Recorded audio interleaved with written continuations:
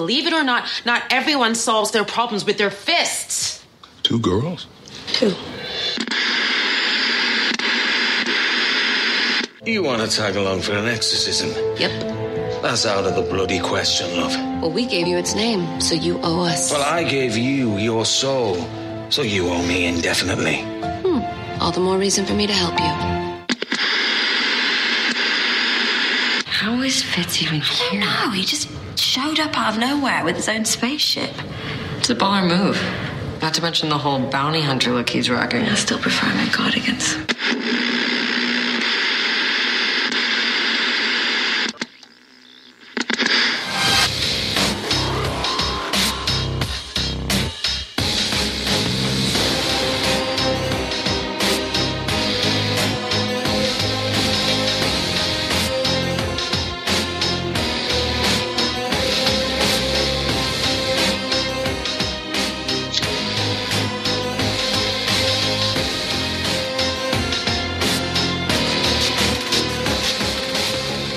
Hello, everyone.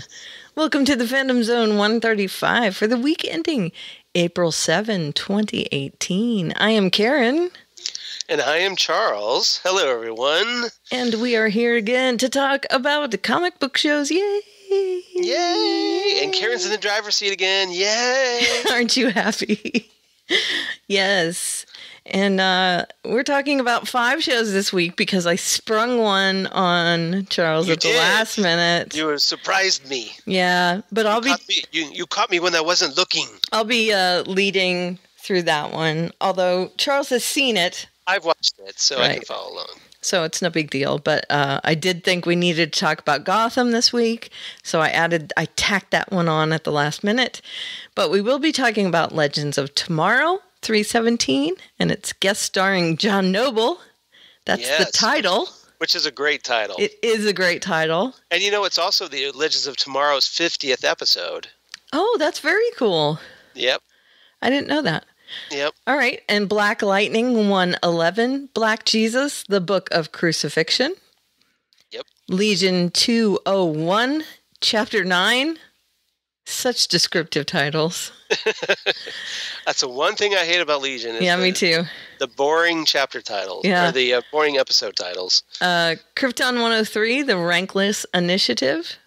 And Gotham 417, Mandatory Brunch Meeting. I love Gotham titles, by the way. They do have some good titles. They do. I called out to Sean when I was watching Legion the second time, and I said, guess what the title to this episode is? You'll never guess. And he said, I don't know, Triptastic? And I was like, no, Chapter 9. Guess what the episode to the last episode was? Guess what the title to the last episode was? And he was like, I don't know. Chapter 8. And he was like, you're the weirdest.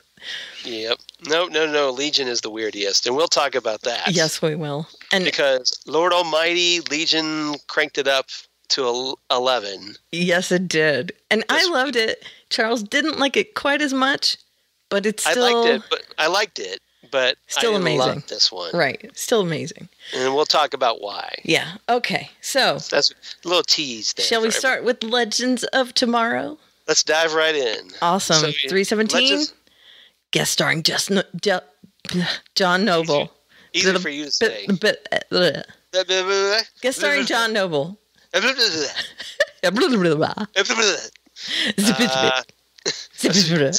it. Guest starring John Noble. I'll do it in the British one. Guest starring John Noble. Written by Keito Shimizu and James Egan. Directed by Ralph Hemmicker. Excellent. And Karen, what is our A, B, and C, if you would, please? Yeah, let me give that to you. Yes. Say thanks, Obama. Thanks, Obama. Right. I would have gone with just thanks, Obama, but... Yeah, I wanted to... Yeah, I got it. A little bit. Yeah. Plus, he has to say thanks. Get it? For saving him. Yeah. It takes a village. Yes. And then, this is not a swear. Yeah. God damn it. I think you're probably on shaky ground with that. Okay, but it is saying damn it to the person who thinks they're a god. Okay, there you go. Well, that's a little clarification. See, that's what I mean, but it's not a swear. Right. Okay. Yeah, I see you with your, like, little tongue-in-cheek there, yes. I see you with your clever wordplay. Well, that's what I do with my titles. Yes, See? I know. Okay, so say thanks. That's why we like it. Say thanks, Obama. Of course, we had an Obama storyline this week, which I thought was very clever. More like a little prologue, because this wasn't the main story with Obama. It wasn't like an all Obama episode. No, it wasn't. Tomorrow. But he was in for like maybe the first like 7 minutes of the show. Right. Yeah. And he was back again for a tiny little snippet where he was talking to somebody. I don't remember who. Yeah, apparently he plays Dr. Linda to Sarah in this episode. Yeah, he does. Sarah later goes back for advice. Mm-hmm. So I was like, well, okay, if you're going to go to somebody, I would have gone with the older Obama with a little bit more experience. Right, But they were already there. They were already there, and, hey... can't damage the timeline a little anymore. Easier to catch him in college than it was. Sure. And, when he's an adult. Or right after his presidency, I should say. Right. Yeah. And that actor was on point. Right. I have to say. It wasn't the greatest, but it was pretty good impression. Yeah. It was good enough to pull off the character in the episode. Sure. Well, and it was a younger version of him. So, of course, he's not going to sound exactly the same and everything. But I thought it was a pretty good job. And they stressed the importance of Obama keeping his birth certificate. Was pretty funny. Mm-hmm. I thought. And how many Obama jokes did they make? Obamacare. Right. You name it. Yeah, make America grod again. Grod again, yeah. Oh, just so many. That was a groaner. So many jokes. Yeah, it was a really big groaner. And I think, honestly, it might have just been, them wanting to stick Obama in the show. Oh, I'm sure that's what it was. And to have all these jokes and so, yeah, it was pretty loose. And I thought it was good for what it was. It was a means to an end. Right. It wasn't, it didn't really drive the story. So it was just something cute. It's like, hey, wouldn't it be fun if Gorilla Grodd showed up to attack young Obama? Right. And that's what we got. Right. And then they shrunk Gorilla Grodd and put him in a jar with holes. A rather easy way to solve the solution, which makes me wonder, why don't they just do that with everybody? Right. If you do it, it works with Grodd. And surprisingly, because remember, Grodd's a telepath. Mm-hmm. So presumably his telepathy would still work even at tiny size. You would think. You would think, right? Mm-hmm. That wasn't suppressed, although, as far as I know. I don't understand. Okay. Yeah. Can I just say one of my biggest issues with shrinking things, people, is that they would immediately suffocate. Because of the oxygen, yes. Right. We've talked about this. Right. So it would kill him, right? It would kill Grodd. Presumably Ray, being a scientist, would realize this and would shrink some air to go along. When they put him in the jar. Okay, but when he's wearing a suit, I could see that for Ray. Yeah, right. Like his suit does that. But when he shrinks something else, I'm guessing he doesn't do that. Right? Because it's just a... Well, keep in mind that, this is a superhero show. I know. These powers don't really exist in real life. So therefore, you don't have to apply real-life physics to them. I get it. It's kind of like overanalyzing. It's just one of those things that's like... 5-yard penalty, loss of down. Yeah, I know. It just bugs me, that's all. Because I'm like, okay, they shrink him and then they have to walk over to him and pick him up. So they obviously didn't shrink air around him because it would be gone and he'd be sucking in Nothing. He'd be suffocating. All right, how about this? Maybe there's a field generated around the shrunken person's body so that any air nearby shrinks when it comes into contact with him. All right. How's that? Sure. Does that work? Not really, but I'll deal with it. Anyway. Okay. I'm trying to explain this and help. What is this bizarre segue that's happening? Right? I'll give myself a Blaine. Yeah, it doesn't make any difference to the plot. So they shrink him down, they put him in a jar like he's a little firefly. And I think they hopefully put some air holes in that can. They did. There were air holes in the top. Okay. It was a deal when the lid was off later. All and right. What's his name? Damien. When Damien had taken the lid off, it was like showing to the camera, and there were holes in it. Okay. All right. Good. So yeah, it gave the opportunity for Gorilla Grodd to be in the Wave Rider, and why they didn't just drop Grodd off somewhere. Why would they leave him on the Wave Rider with Damien? But it does seem like a bit of a ticking time bomb. It does. It really does. Because they didn't trust him. Their common sense sometimes goes right out the window. Right. But, of course, he gets a visit from his daughter right at the last minute when they've enlisted him to help with all the totems. And he goes, and I'll get back to Damien in a second, but he betrays them by taking Gorilla Grodd out of the jar and letting him loose on Zimbeze and trying to destroy the town. So Gorilla Grodd was the whole reason for the Obama plot was to put Gorilla Grodd in the show. Exactly. It was the linking narrative. Right. Okay. And then we got Damien shows up on the Wave Rider.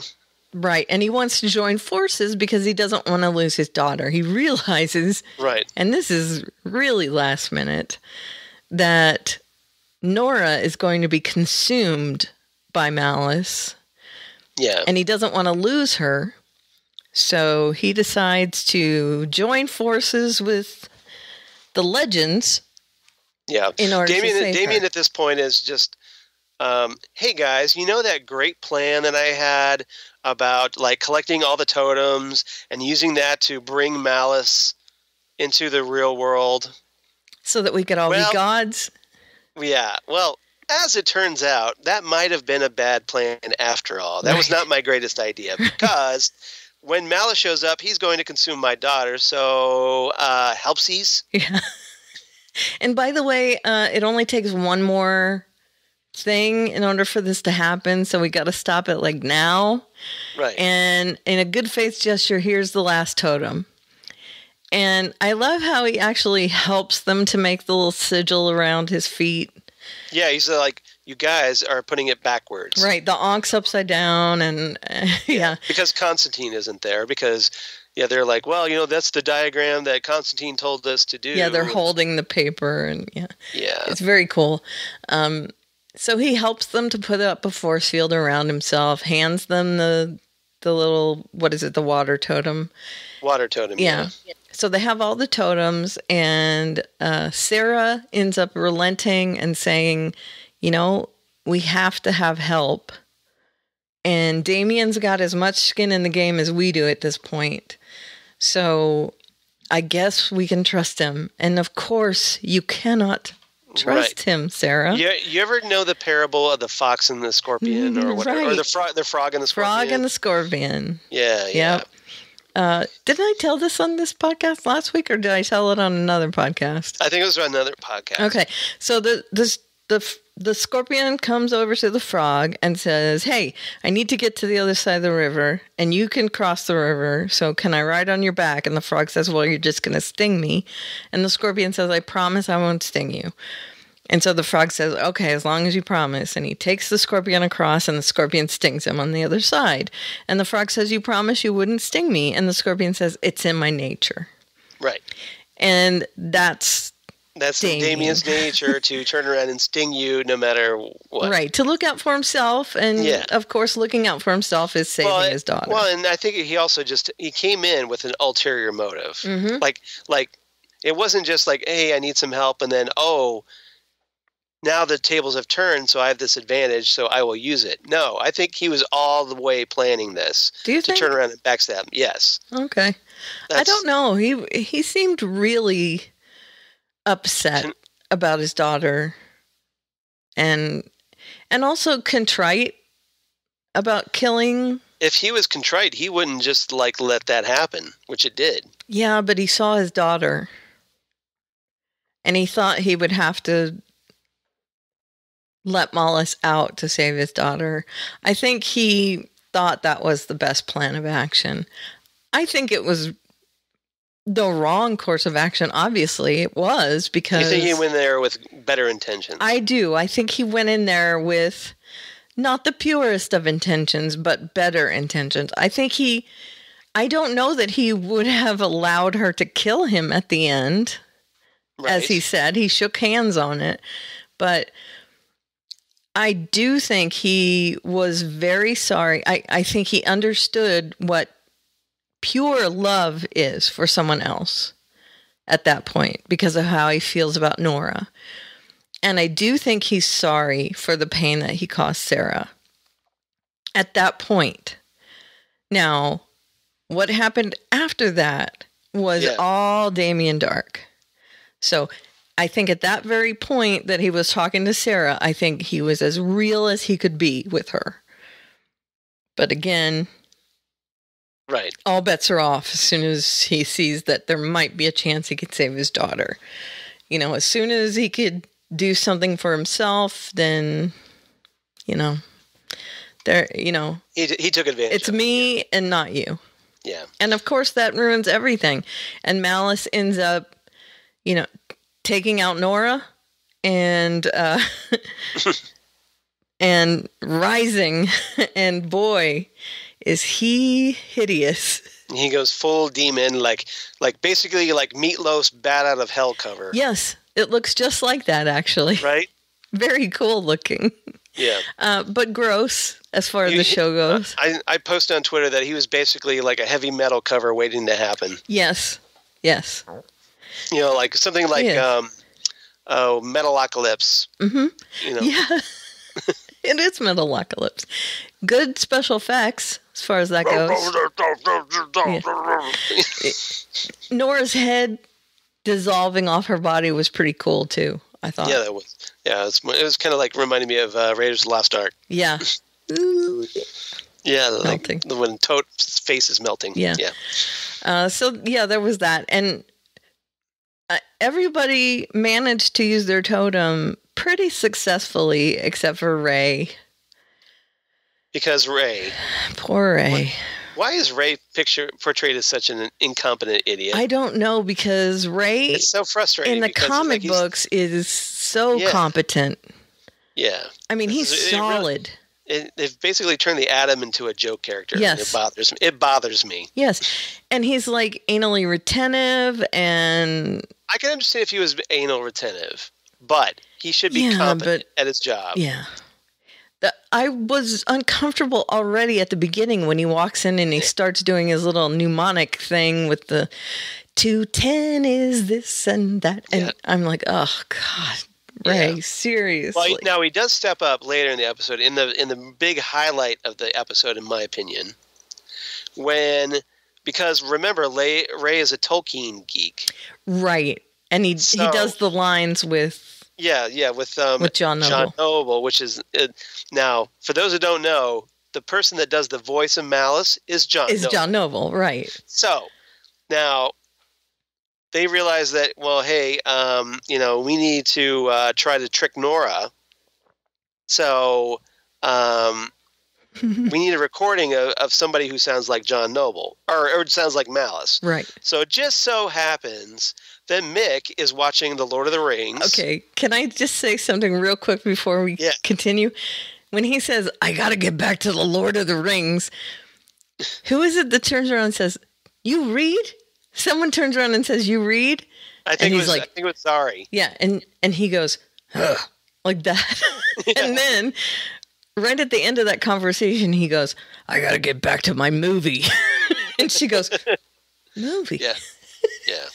Because, of course, she has no idea that it was made into a movie. Right.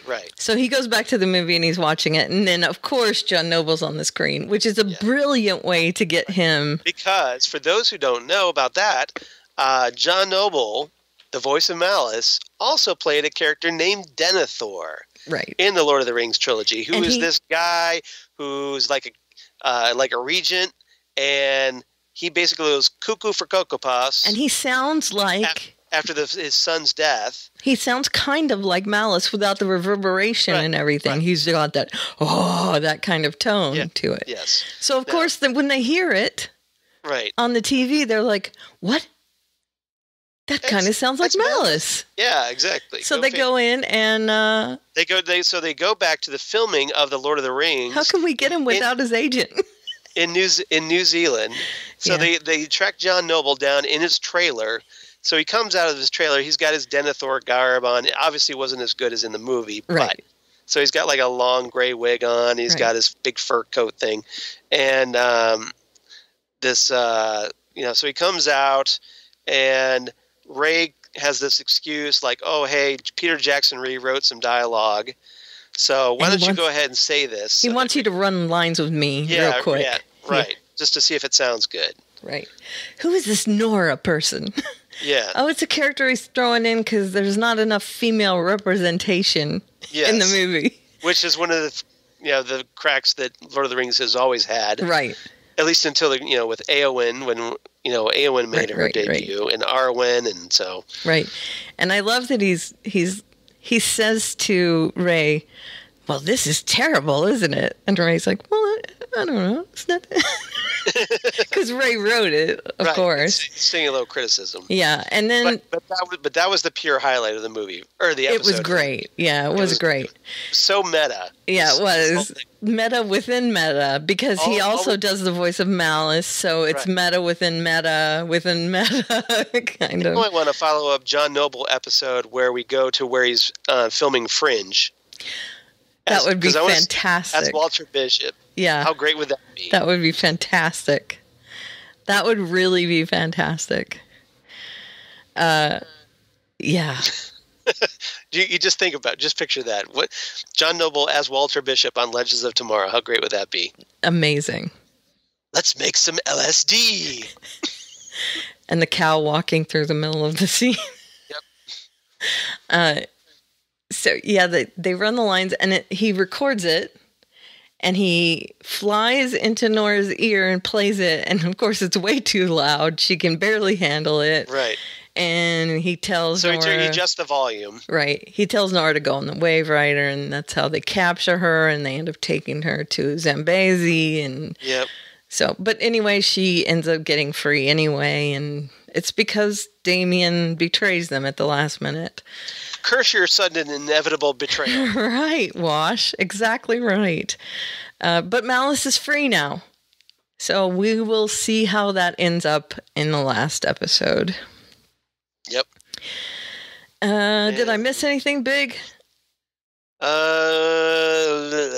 see. We just had Amaya's daughter Essie stepping up to the plate and accepting, because we get the older Amaya in this episode who had to wipe her brain. Yeah, so she steps up, takes the Tantu totem. Mm-hmm.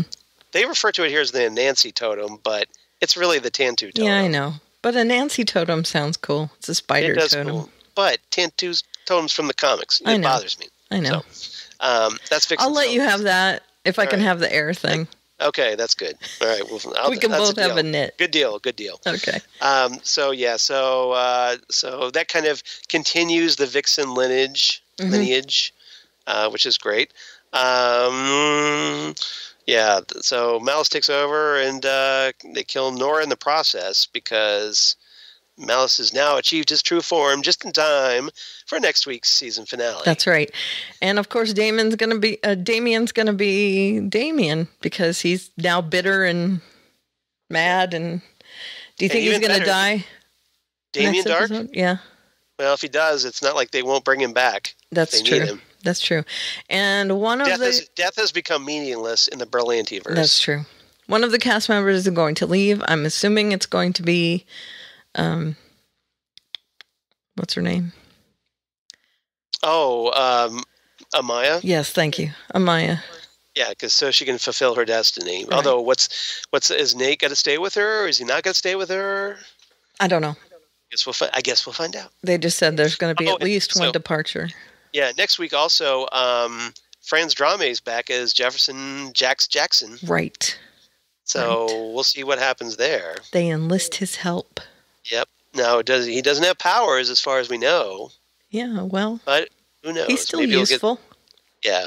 Maybe something will happen. Maybe he'll get those spider powers that the professor was going to give him. Yeah, that Professor Stein.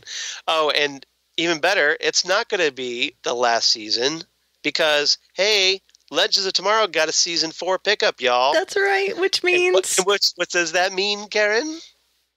It means... That's right, everybody. Constantine back for season 4, Legends of Tomorrow. That's what it means. Yay, Matt Ryan. Which means we are Dangerous Habits again next year. We might as well just reopen Dangerous Habits. We'll unlock unleash it from its cage. That's right. Where we dumped it. We can be on both feeds. Yeah, both feeds. That'd be hilarious. Yeah, so what do you give this episode? I thought this was fun. I like this a lot. It's building up to the finale. Good stuff. I give it 8.5 Denethor trailers. Awesome. I liked it. I thought it was solid as well. 8 upside down onks. All right. So on to Black Lightning 111, Black Jesus, the Book of Crucifixion. Yeah, not the Black Jesus episode from episode 4. This is Black Jesus, the sequel. Yeah. Black Jesus I hate 2. those. Black Jesus 2, the Book of Crucifixion. Okay, I hate the colon episodes because it's hard for me to name them in my folder. So irritating. Just put, just omit the colon and just put just a space and then. Can't have a colon. Not in a file name. Nope. So I just put the Book of Crucifixion. I don't put or just put Black Jesus, the Book of Crucifixion with no colon. With nothing? Oh, how irritating that is. No. Can you do a dash?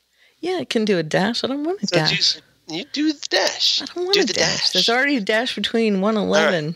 All right. It's all right. Written by Melora Rivera, and directed by Michael Schultz. All right. And I love this episode a lot because, holy crap, this one was a hardcore. Yeah, no kidding. This one, Arrow, you point and laugh at Arrow after watching this episode. No kidding. Right? Yeah. All right. And we'll talk about why. Yeah. It should be obvious. If you watch the episode, you know why. Right. But. Okay. A story, Arrested Development. Yep. B story, Saying Uncle. Yeah. Gamby. Right, Uncle because Gamby. Nissa considers him Uncle Gamby. Right. C story, Force of Wills, as in police force. Okay, got it. Very cool. Okay. So, A story, we've got to talk about this. Arrested Development. Someone gets arrested. Okay, all right. So the vice principal from hell. Yes. Is all I can say. The super shady and thirsty. She's the worst. Vice principal, Kara Fowdy, certainly taking down the name of Kara's, on the Kara and Supergirl. Right. So.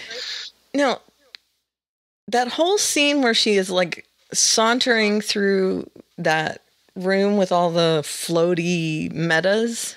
Yeah. Because they're in tubes. She's so super villainy. She's got a trench coat on and everything. She doesn't look like not even dressed like she dresses when she's a vice principal, right? Right. Well, this is her, this super is villain outfit. I really want to look. Okay. This is the super villain dressed to the nine. I found that a little silly that they would dress her differently for that, but. I mean, I'm okay with it. It doesn't matter. Well, it makes sense because it's her secret identity. I guess. Being a vice principal is her secret identity. I guess. It's not really her. Why would she not wear the same clothes there, though? Well, she dresses the part. Or maybe just okay, this is what I had on, and then I have to change into my school outfit. Okay. But anyway, she's walking around down there, and yeah, they've got like cryogenically frozen metahumans. Right. So she's talking to her little assistant. She's saying you have to monitor them and make sure that nothing happens, and going into all this. And this is where we're starting to see that she is really just worse than we thought. She's not just recruiting these people. She's experimenting on these kids and just really embedded in the ASA. Is it ASA? The ASA, because it's like a knockoff of the National Security Agency. This one called the American Security Agency, I'm sure. So she's really embroiled in it. And she thinks she is higher up than she is, as we find out late in the episode. So she's doing all that, and she is told that she needs to play a part in the arrest of Pierce. Jefferson Pierce. Because he is Black Lightning, and she can't believe it. I would know if he was Black Lightning. And they say, no, we're sure he's Black Lightning. So they plant drugs in his car and in his desk. Yeah, they make this whole big scene, and they walk us through the whole process. They do, and it's how the local cops, the local corrupt cops, we should point out. Right. The bad cops, the ones that we've already seen are bad. The dirty cops. Right. And they go up, they show up, they put put green light in his car, and then they come into the school. And the guy's got green light in his palm already. Right. You can see him palming it. And he goes, what's this? And he pulls it out of his palm as he opens up the drawer. It was a horrible plant. It was an obvious plant. Yeah. And it was obvious in the car, too, as far as that goes. But it's like right out of real life, which is what gets me, because we've seen head cams of cops doing this. Yeah. And it's obviously the cops are white. So they go into this predominantly black school. Right. And all the kids are like, you are not taking Principal Jefferson out of this school. Well, the kids love him. And, and before the cops show up, and I love this part, Jefferson is like right out front of the school greeting the kids as they come inside school personally. Mm-hmm. Right. And he's just, like, hey, how you doing? He knows all the kids' names. Knows what they need to be working on. Hey, you doing that math or whatever, right? Yeah. So, but he's always friendly and he's encouraging and trying to be uplifting to the kids as they come in. His role, both. He is the dream. He's the dream high school principal everybody wishes they had in high school, and that's his role both in his costume and out of his costume. Right. You notice. So, to uplift the community, He's a role model both in and out of the costume. Right. Yes. So, when they go to take him out, and it's so public, taking him out of the school. They're obviously trying to make a scene. Right. All the kids are standing there telling him, They basically form like a blockade. Right. And he says... They're like... Yeah, they're like, you're not taking him out. And, of course, Jefferson says, we don't want to see another black man in cuffs today. Right. So he's like, stand down and let them take me out. This will work out however it works out. Which is, that's how he is. Just, we got to let it play out. So, and he's like that. And then Jennifer shows up. Right. And Jennifer, who's obviously struggling because of her newfound powers. Yeah, she's having a really hard time. She starts getting all upset and her powers start flickering and he has Jefferson to talk catches her down. Yes, he does. And he's just like, look, do not lose it. Yeah. Keep yourself in check. You need to be there for your mother. Calm. Yeah. He has to really talk slow, right? Right. And talks her down. Right. So there's a lot of posturing happening. And then, of course, back at the precinct, the black cop that we've seen throughout the season is so not down with this. Yeah, Henderson's all upset. He's like, wait, I want to see the warrant on this. Yeah, and the white guys are pushing him around, and they're like, don't get in our way. Well, they're like escorting Jefferson to his holding cell, and they like hit him with the batons. Mm-hmm. unnecessarily. Oh, and they do a he's cavity search and and that was humiliating. They basically go through the whole thing. It's like, okay, they show the fingerprinting, they show the body cavity search, yeah, and they actually show him like, oh, yeah, it's so uncomfortable, and just the indignity they're putting him through. Yeah. Now, if I was Jefferson, I'd be like, okay, lawsuit. Yeah. Oh, yeah. But those cops are going to jail. Yeah, but he's not gonna do the lawsuit, although he has certainly grounds for it. He certainly does. So, but he probably won't. But maybe Black Lightning will zap them. So yeah, they go through this whole indignity, and they put him in a cell, and just they're giving him a hard time, and yeah, it's pretty raw and brutal. Right. So through all this, Gamby has to come up with a way to prove that he is not Black Lightning. Right. So and the media is all jumps all over it. So we get to see, hey, the principal of Garfield High taken down, right. And yeah, and I would have liked to see more white people on his side, as opposed to just Gamby. Yeah, it would have been nice. No, not that. With the interviews. There's an old white woman who's like, I didn't like him anyway. And then the black people are all, yeah, my nephew would never made it through high school without him. And, it would have been nice to see one white person, at least one white person. Right. But to be fair, in his corner. But to be fair, that was probably that's actually true to what the media would represent. To what the media would represent, maybe? Yes, that's what I'm saying. Yeah. To show the white people being bigoted toward the black guy and the black people being supportive to the black guy. I guess I can say that. Yeah. Makes me really a little mad. It would have been to see a little more balance, yes. Yeah. But because not all white people hate all black people. No, they don't. No, they don't. Not even close. It wouldn't be, but yeah. Not even in that town. Right. Which is apparently super biased. But I mean, they do make a point, at least Gamby's like, hey, I'm on your side. Yes, that's good. So it's there is at least one positive white role model on the show. Right. Even though he's a little shady at times, he's still basically a good character. Right. Well, and he hasn't done anything bad in this time period. Right. Right. He's trying to make up. It was more like when he was with the ASA, and he's trying to make up. He's trying to make up for it now, so that's a good thing. It's because of his bad past that he feels like, but it's good because it gives him some much needed information as a character. Right. He knows inside information, and it also gives him depth, connections, and yes, it does give him depth. Right. He's not just this random white guy that's doing it for some reason we don't know. Okay, so yeah, he's gotten arrested. He's sitting there. He's languishing in jail. Gamby is trying to come up with a way to prove that he's not Black Lightning. So Nissa's all ready to bust him out. Right. Oh yeah, Nyssa just wants to go in and bust him out, and Gamby's like, no, we can't do that, because then they'll be after him. Not just him as Black Lightning, as a fugitive, right? Yeah. But him as Jefferson Pierce. So.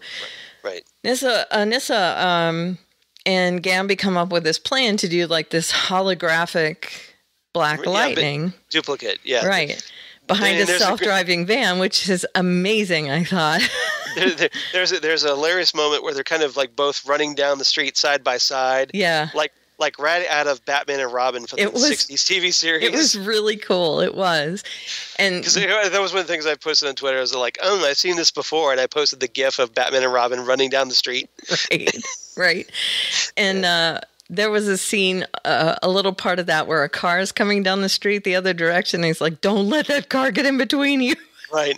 And she has to shove the car out of the way. And I'm like, oh, well, I hope those people aren't hurt. Yeah, and it's not like they don't have the Martian Manhunter around, so they can't. Or maybe they do if they're on the same Earth. They're on the same, but they may not. I mean, they don't know him, so. Yeah, I know. But my point is, at this point in time, right. They have not met. They have to do something, yeah. They have to do something else. So, pretty novel. They managed to get him seen in public, and then that a really means great hologram that looks exactly like the person. Hey, Gamby's pretty smart, I guess. Yep. And well, all it has to do is run really fast and fool enough people on the street. Because it doesn't talk. So, right. Yeah. Fool enough people on the street that it gets, picked up by the news and all that. So, and it's at night, which is helpful. Because of shadows, yes. Right. So it gets picked up on the news that Black Lightning is seen out in public, and so they have to release him. And also, one of the cops gets pressured by, what's his name, Henderson? The good cop. Henderson. Yeah. So Henderson pressures him, and he talks.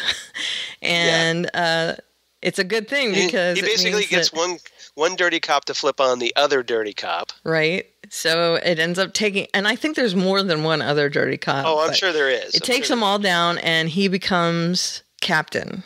Yeah. He essentially Henderson ends up getting a promotion out of the deal. Mm-hmm. He becomes deputy chief. Right. And so Henderson now more in charge. Which is good. They're going to have another. They're going to need him. Someone in their pocket. Right. And then Gamby comes over for dinner, and he's more welcomed into the family now, showing his loyalty, which is good. Yeah, they have a little sit-down dinner, and a lot of forgiveness. They look at Gamby to do the prayer before the dinner and stuff, and then there's a scene in between where Jefferson hasn't been let out of jail yet, but he has been shown to not be Black Lightning, where Ms. Vice Principal does this little handprint thing, and she's typing on the screen. She's like, he's not Black Lightning. You got to let him out. And they're like, just do your job. Yeah. And she's like, but you have to let him out. Do your job. Where she apparently thinks she is higher up in the organization that she is. And I'm thinking that she's working actually for the 100. Probably. But maybe doesn't more wear so it. For the 100. Maybe, if she's working maybe for what's that guy's name? The albino guy? Martin Proctor. Oh, Proctor, yeah. Yeah. Okay. Or or what's his name from Gilmore Girls? Is that called? Yeah. Or let's see, he was on Glee too. Yeah, but so I don't know, but the 100 is a criminal organization that, like, behind them probably the 100 Club, and so I'm hoping we'll get to see more of them. Yeah, but we'll see.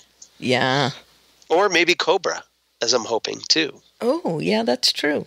Because remember, we talked about the Cobra connection, so hopefully. Yeah. But this is a pretty good episode. And I like this one. We also saw that Jennifer is keeping her powers a little more in check, as long as she can tone down the cool. Yeah. But she's a bit of a hothead, so who knows? Yeah, but she knows now that she can, control it a little bit better. So maybe she'll get a little more confidence in herself. Yeah. So, okay. What did I miss? And Jennifer was so upset over this. Oh my goodness, yes. And so, why wouldn't you be? Right, exactly. Your dad is falsely your dad's accused. arrested. Yeah, exactly. Yeah. So, but it was good. And you watch it happen. I mean, yeah. So I really like this episode a lot. I did too, very much. I gave it 9 out of 10. Black Lightning holograms, because that was pretty cool. It was very cool. And just very powerful, and just, again, makes Arrow look really bad by comparison. It's, yes, very bad. Number one, teamwork. Yep. Because there is no such thing on Arrow. Yes, true. And people actually seem to like each other on this show, for the most part. Right. I give it 8.5 on the street interviews. Can I just say this week on Arrow? Yeah. What's the deal with Diggle? God only knows. Our little Arrow aside should be like, okay, why is Diggle like so obsessing over the you took the Green Arrow name away from me. You promised me. Yeah. I don't get it. So therefore, I'm going to throw you through glass cage. And Felicity cases. telling them to calm down? Really? Yeah. Yeah. And that makes everybody stop. Like they're in the middle of a throwdown, and Okay, everyone, we need to calm down. yep, Mom showed up. Okay, I guess we better behave, right? I would, if I were Diggle, I would have just shot her. That's just me wishful thinking, I think. But Well, I'm just so upset with that the stupid character, show. not the actress. Yeah, the character. The actress is great. The actress, we have no problem with the actress. No, Emily Bett Rickard, she's great. Yeah, she's great. Okay, So, Legion but yeah, 201, Chapter 9. Chapter 9. Okay, we've been waiting a long time to talk about We this. sure have. Strap in, kids, and we're going for a ride. That's right. All right. Written by showrunner Noah Hawley and Nathaniel Halpern. Directed by Tim Milance. All righty. Or Milance. I don't know how it's pronounced. Apologies. But what's our A, B, and C, Karen, if you would? Dance, Dance, Dance Revolution. Yep. Because there were 3 members. Right. Basket Caseworker. Yeah. So dumb. Okay. And Future Present Girlfriend. Well, that's obviously Sid. Yes. Yeah, I knew And that one. there were so many other storylines, but those Yeah. were, main ones. Okay. So, before we get into this, Mm-hmm. my major beef with this episode Is? is that after all this time waiting for this, Mm-hmm. we had a cliffhanger where with David Haller, Legion, basically shrunk into this tiny globe that floats away. Mm-hmm.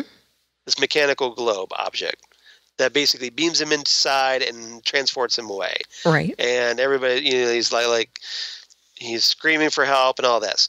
So after all this time, and we come back, we find out that we've jumped ahead a year, which makes sense because it's been a year since the last season. Right. And, obviously some things have changed, but we have no indication of why David was in that orb. Yeah, we do. Do we? Yeah. Well, what do we have? What was the reason? At the end of the episode. What, that He turns around and he sees Sid, and Sid says that she's behind it. Or at least Sid and whoever it is that is from the future. Remember them saying. I remember her saying that she was from the future, but I didn't. Okay, so he's pounding. They show him pounding on the little hole, the porthole, right? Yeah. And then he turns around, and it's that blackness, and it's Sid standing there, and that's where she gives him, and that's. See, I didn't get that it was Sid being responsible for the orb at all. Oh no, that was in the orb. Well, I don't know. I'm gonna have to watch that again. Okay. But I've seen it 3 times. Remember? Okay, you've seen. But that's what was him pounding on it. They showed him pounding on the porthole, and then he turns around. It goes from that black round part, to it, and it opens up into just that big blackness. Okay. And Sid's standing there with the weird light moving all around. And then she draws with the 3D thing, right? Right. So they're inside the orb. But the major gist of why I'm frustrated with this episode in particular was that after all this time, we just basically have a lot of weirdness for the sake of being weirdness. There was a lot of that. In this episode. There wasn't really a narrative in this episode. It was just more like, okay, let's just throw a really cool, weird scene, followed by another cool, really weird scene, and kind of sort of tie them together. Well, let's talk. Yeah. Let's talk. All right, let's talk. Okay, because I did get a narrative. Yeah. But I have seen it. I mean, there is a narrative. But my point is just a lot of it just seemed like overly excessive. Like, okay there was some overly excessive weirdness. And that was my problem. Okay. If you're trying to get people to watch this show and not be turned off, you've got to at least have something for them to latch on to. You need to hand out, like, marijuana or LSD. Otherwise, you're going to have just the 2 of us watching this show. Not just us. A lot of people like it. I know. But, okay, so once I saw that last scene, the whole thing made sense to me. Okay. And that's when I went, aha. Because he was taken in this orb in order to, I guess, in order to go and find. It's not easy to explain, is it? No, it's not, because it's an abstract thing. In order to kind of put in his brain that he has to help find the Shadow King's body. Right. And that was the bit at the end. We might as well talk about future present girlfriend. Right. Since we're talking about. And I think that he was actually taken out of the orb and sent to places where Oliver was. Without him knowing, taken, because I think he was doing that. Well, and I understand this is the first episode of the season, so we don't have all the facts yet. Right. So I murky. get that. Basically, they've kind of teased it that David tells Tanami and the others, like, okay, well, I remember like being on the top of a building and there was grass, and some other places, but he doesn't quite remember what happened there. Right. And I get that we'll find out more. We're getting those flashes, and I'm guessing we'll get filled in. Yes. As we go along. Right. So I'm guessing that this whole thing is that he was taken in this orb and that it took him to places where Oliver was to try and help him reunite the Shadow King with his body. Yeah. But then they had to take him back. I guess the people from, what's it called? Section 3 or whatever. Section 3, yeah. Yeah, Division 3 found him. Right. So he had to stop and go back to Division 3. Yeah, because that's one of the things we do find out in this episode that is pretty clear, is that a year has passed. Division 3, all the people that worked at for Melanie at that institute are now working for Division 3. Right. Because Melanie has persuaded them that, hey, maybe mutants aren't bad after all. It's just the Shadow King. Right. So and probably a few others, but yeah. Right, and we need to team up to stop the Shadow King. Right. So there's good mutants and bad mutants. We need to team up to stop the bad mutants. Right. Shadow King, number 1 on the list. And we got some information about what the 3 divisions are. Which I loved. Division 1 is command, so we actually have their organizational structure a little bit. Mm-hmm. So Division 1 is command, Division 2 is pure science, and Division 3 is like the day-to-day field operations. The tip of the spear. The tip of the spear. So, and this is what, obviously, Melanie now and Tanami and presumably now David and Sid. Sid, yeah. Sid and Melanie and the Carries. Yeah. Yes. Yeah, Carrie, female Carrie is combat. Right. Male Carrie is science. Right. Melanie and Sid are strategy. Tanami is... What is Tanami? I forget what Tanami is. I don't think he was in that little montage. No, I don't think he was either. So maybe we don't know. We don't know. Oh, he may have been sitting at the table with Melanie and Sid. Yeah. But Melanie is weird. Well, who isn't on this show, to be fair? Weirder than weird. Yeah.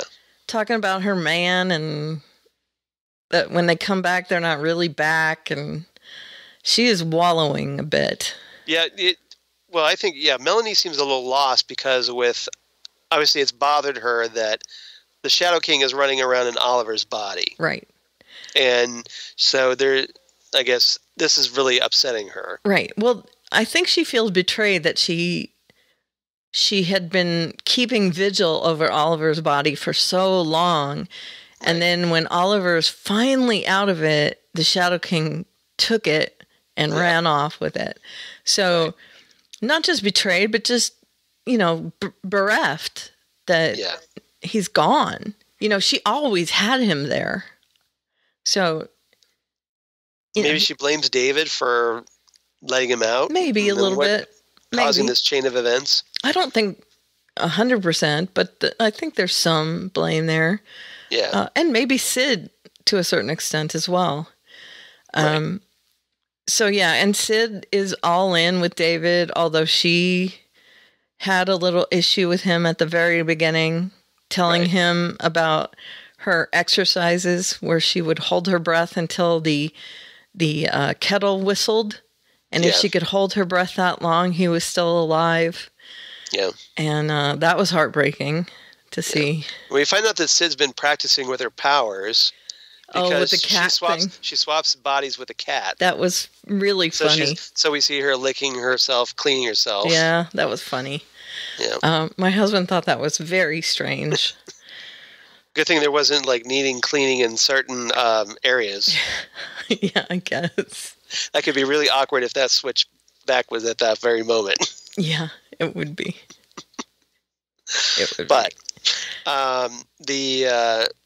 And apparently there's a plague that presumably the Shadow King, or actually Oliver, in the Shadow King in Oliver, has been kind of spreading around a psychological plague, which is very unusual. Well, they think it's him. They think it's him, but we know that David has been there too. Right. So who is it? Yeah, exactly. But apparently, like, essentially, it makes people kind of like catatonic with their teeth chattering. And just really, so it's like, it's gross. But a whole room of them is. Yeah. It hurts. Yeah, it's very unsettling. It is very unsettling. I mean, if they focused on this for any length of time, you would just be so skeeved out. Yes. I was skeeved out even for the very brief amount of time it was on. It's very, very disturbing. Yeah. And by the way, John Hamm is doing some narration on this episode. He was great, by the way. Now, that first part where he talks about the maze. Comparing that to madness. Yes. Imagine a maze in your brain. Yeah. Wow, that was fantastic. I loved it. So basically, like, the screen fades to black, and John Hamm starts reciting these monologues. It was really the second monologue he does is that about the tale of Zhang Ji. Right, with the butterfly. A man who dreamt he was a butterfly. Yeah, he was a philosopher. Mm-hmm. And go away, you. And that he's a philosopher that dreamt he was a butterfly for so long that when he woke, he wasn't sure if he dreamt he was a butterfly, a man that dreamt he was a butterfly, or if he was a butterfly that dreamt he was a man. Right.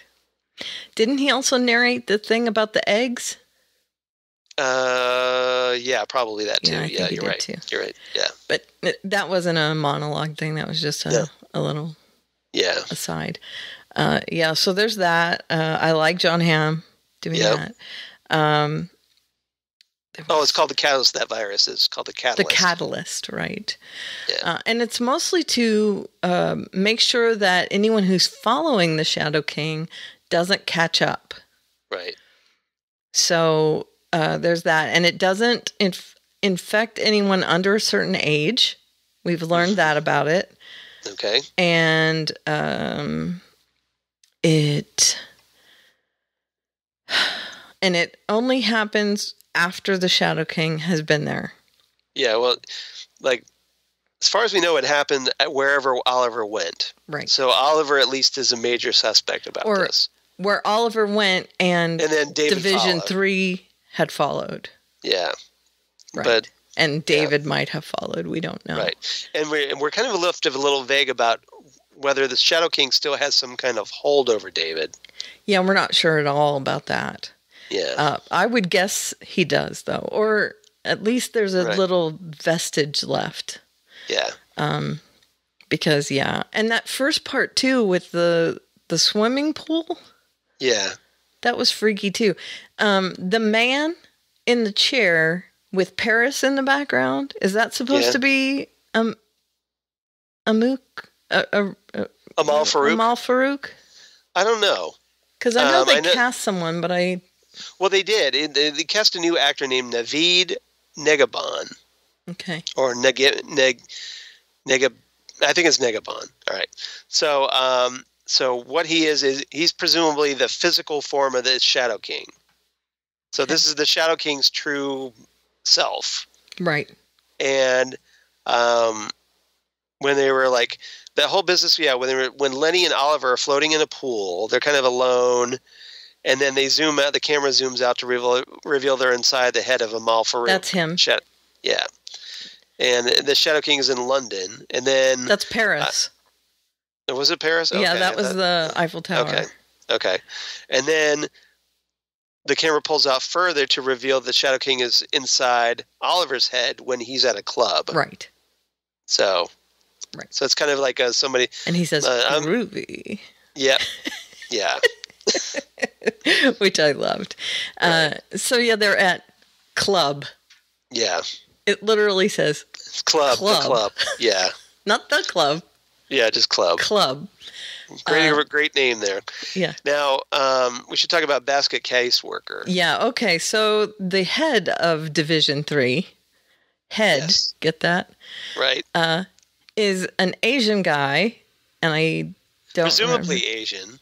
We don't know for sure. Okay, yeah, that's true. We don't know for sure. He's dressed Asian because he has like a kind of like an old Japanese warrior that had these basket helmets. Right. Except he has one that's over his entire face. It's kind of like a feudal Japan era type garment. Right. And the apparently he doesn't speak directly. No. But what he does, he uses these mustached or mustachioed, take your pick on the adjective. They're both equally good. Right. Women. I don't know if they're clones or genetically modified or like mutants or what. Right. But apparently they're called the Vermilion. Right. And they speak for him. They're kind of linked to his mind. In a circular... Yeah. Exactly. So maybe they each represent like part of his, probably his id or his, super ego, what have you, I'm guessing. But, his name is Admiral Fukuyama. And, well, that's why I assumed he was Asian. Yeah, and Fukuyama says his mind cannot be read. He's the machine that bleeds, the organizing principle. Yeah, he got an implant when he was younger in his brain, and it hurt immensely. He screamed and screamed when it was implanted, but he had it put in there so that his mind couldn't be read, and the only way he could communicate was through these vermilions. Yeah. And so this is how he communicates, through these, whatever they are. Yeah. And they stand around him all the time. They walk with him and everything. But this room that they're in has these weird, they're not paintings, they're landscape sort of pictures on the walls.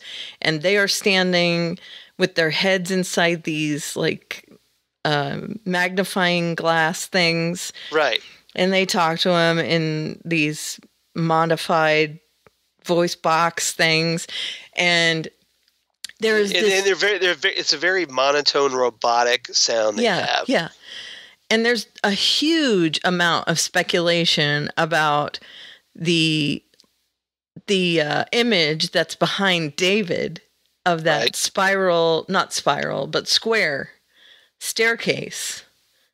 Yes. Behind David. And I don't know what to make of it, but there's a lot of talk about it on the internet. So, I mean, make of it what you will, but it seems to change and move and do all kinds of things behind David as he's standing there. Well, one of the cool things I liked about this whole sequence is that, so Fukuyama says that they must find Farouk's body, which is confirmed by Sid later in the episode. Right. Future Sid. And for those of you keeping up at this point, or unless you're completely lost by now, I'm sorry. Future Sid from the very end of the episode. End of the episode, yes. So, Farouk's mind's powerful, but his mutation is genetic, and he'll become even more powerful if he can reunite with his body. Right. So this is why he's searching for it. Right.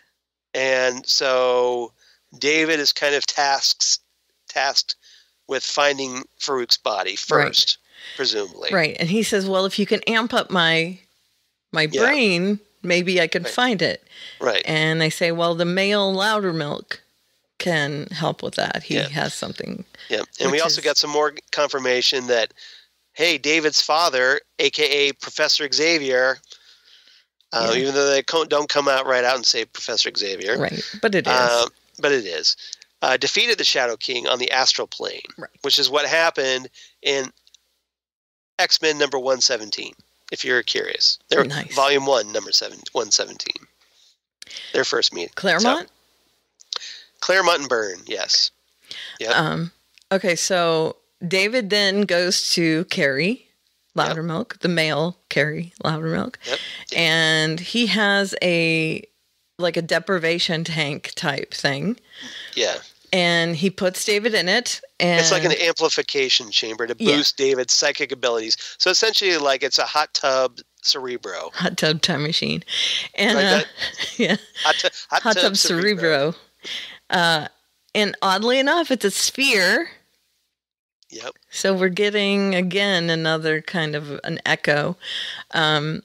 And he gets in the sphere and he kind of floats around in it. And Carrie does this stuff with what looks like those old-timey phone bank things with plugs, like RCA plugs. Yeah. And he tries to dial things in. And here's what I loved about this. Number one, okay, there's dancing. Yes. During all this, David is taken back to where he finds Oliver in a club. And they apparently have this weird dance battle. Now, I don't know whether it's a literal dance battle or whether it was a figurative dance battle. It doesn't matter whether it is or not. But they do this dance battle between the three of them. And it's mostly him and Oliver. Right. And it's amazing, by the way. And the guy who plays David is, a classically trained actor. So he does great. But as we know, the guy who plays Oliver was part of Flight of the Conchords. So he's a musician. So he's a good dancer. Jermaine Clement. Thank you. Who plays Oliver. Right.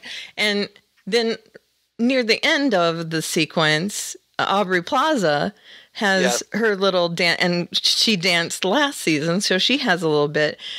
But also because Carrie's in it, Bill Irwin dances, and he is also a trained dancer, and it was amazing to see him dance in this. Well, Bill Irwin's also a contortionist. Yeah. Because, like, if you remember seeing, like, the Don't Worry, Be Happy video that he's in with Bobby McFerrin. Yeah.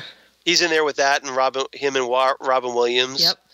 And he's does all this body scrunching and stuff, and he's also was on an episode of Northern Exposure back in the day. He certainly as the was. Flying Man. Yep, but he was in a circus, and exactly. he's been doing this forever. Obviously he's older, but he's still a very physical actor. Yeah. So to see him dancing, he was essentially like the Doug Jones before Doug Jones. Yes, that's a very good comparison. You like that analogy? Yes, very good comparison. Yeah. And so to see him dancing, I was thrilled because I do remember all that stuff that he did back then. Right. And I loved it. And I was like, great way to pull him into this. Because, of course, he's getting all the brainwaves from David as well because he's dialing in and he's wearing the little headset. So he's seeing everything that David's seeing. And so he's dancing and David is having all these memories. And I liked it when he wasn't dialing in, right? And David was doing this, the kind of twitchy. Well, you get that kind of buzz, Right, right. Like when your headset's not plugged in all the way. Yeah, exactly. When you hit the side of the thing in operation. Yeah, so that was crazy. And then, like we said, at the end of the episode, Sid shows up. It's like a flashback to him being in the orb. Sid shows up and says, you're here and I am in the future. And you have to find the Shadow King's body and reunite them. You have to help him, she says.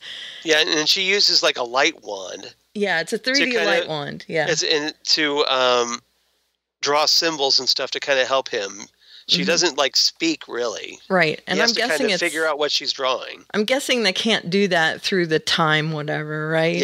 Yeah. So she basically there's no audio. It's just her visual. So she uses this light wand to communicate. Right. And she's crying, and then she draws a heart, and then she drew an hourglass to indicate time. Time, right.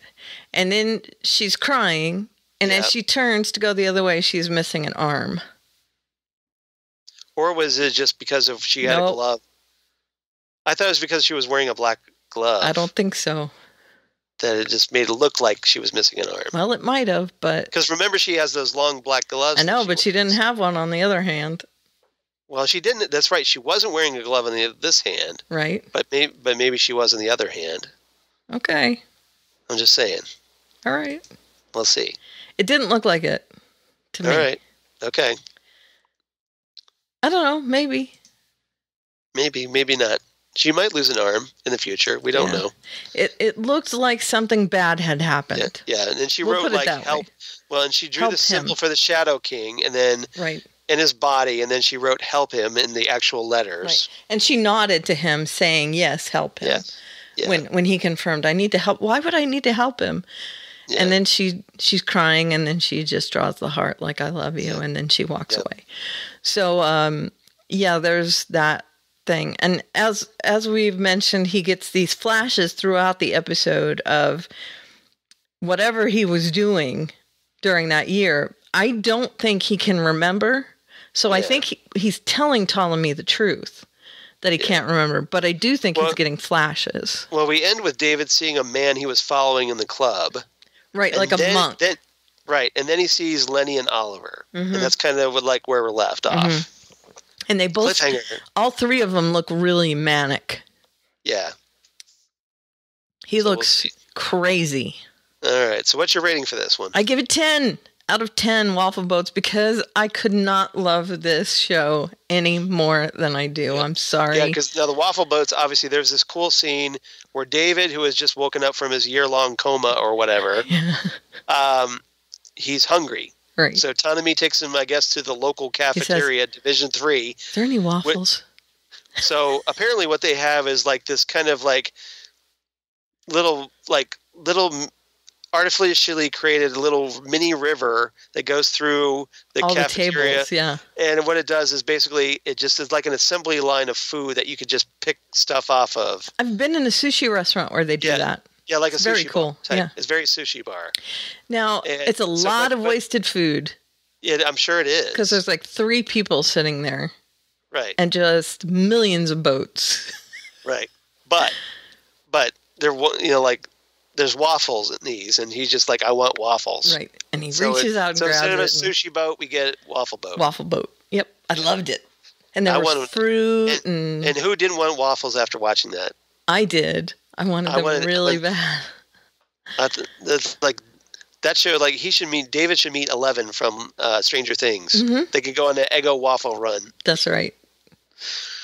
You took my rating. I'm sorry. So I came up with a back. You were going to say waffle boats? I was going to say waffle boats. So you stole my waffle boat. I'm sorry.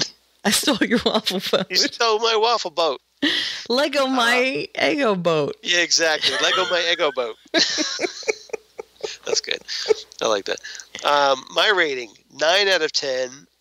I was going to go 8.5, but I realized that, this is better than some of the other shows that I gave 8.5s. So I had to get a little higher. 9 mustached women. Okay. So, or mustachioed. Take your pick. And I get why you didn't give it a 10. I don't know why. I just love this show so much. I know. It's tempting, but it's just like, it's only the first episode of the season. Yeah. So, with the hope that we get better episodes as we go along, you may see a 10 from me. If it gets better, I'll just keep giving it a 10. I believe you got a couple of 10s from me in season 1. Yeah, we did. So, we'll see. All right, on to Krypton. Krypton. 103, The Rankless Initiative. Written by Nadria Tucker, directed by Steve Schill. All right. As we try and play catch up on time because we're running long. I'm sorry. That's okay. So, A, B, and C. Upgrading ROM. Yeah. And these are yours. What you get? Yeah, I'll rattle these off. Okay. B story. Police and Thieves, oh yeah. Nice. Which is a Clash song. Yep. That's where I got that from. And then this he's is a brainiac on the floor. Yeah, I figured you would get that one. So I hope you laughed kills us like he never does before. Very, very nice. Very nice. Thank you. Yep. Yeah, I had from to do that Flashdance. Yeah, so that's obviously Brainiac. But Police and Thieves, oh yeah, that's going to be the Sagittari and Adam Strange. So we'll talk about that. Okay. So, all right. And then, of course, Brainiac is Brainiac. Brainiac is Brainiac, but we'll talk about that too. Okay. All right, so upgrading Rom. Is Rom having a parasite? Yes. So that's the premise of this main episode. The main premise of the episode is that they're essentially Val-El, the hologram Val-El in the Fortress of Solitude, has warned Skaggs and Adam Strange that Brainiac sent this scout. And the scout, once it broke out of its shell, needs to take over a host body. So they basically try to find the sentry that's inside. And this kind of leads into Police and Thieves a little bit, where Adam ends up going. We basically find out that there were some junkers that typically visit the Outlands in order to find some material to sell. Mm-hmm. And Seg knows this, so he orders Adam to start questioning the junkers in Kandor. Right. And so to see if anyone has sold. Yeah, and Seg decides, well, okay, while you do that, I'm going to go speak with my girlfriend to see if she or any of the other Sagittari know about Brainiac's sentry. Right. So Adam goes, he finds the object at one of the junkers. He asks about how much it is, and I guess the junker's kind of reluctant to part with it. So mostly because someone's asking about it. Right. So Adam does this, like, what in the world can that be? And grabs Luke Skylab. Yeah, exactly. And then grabs this sentry, and then feats don't fail me now. Yeah. Takes off running. He does that little Flintstones thing. Yep. And then he has like little Roadrunner tracks. Yep. But so he gets away with it somehow. Nobody busts him for it. So he brings it back. Val-El examines it and finds out, well, guess what, guys? It's already empty. Whoops. Hold on. Don't. I can do it.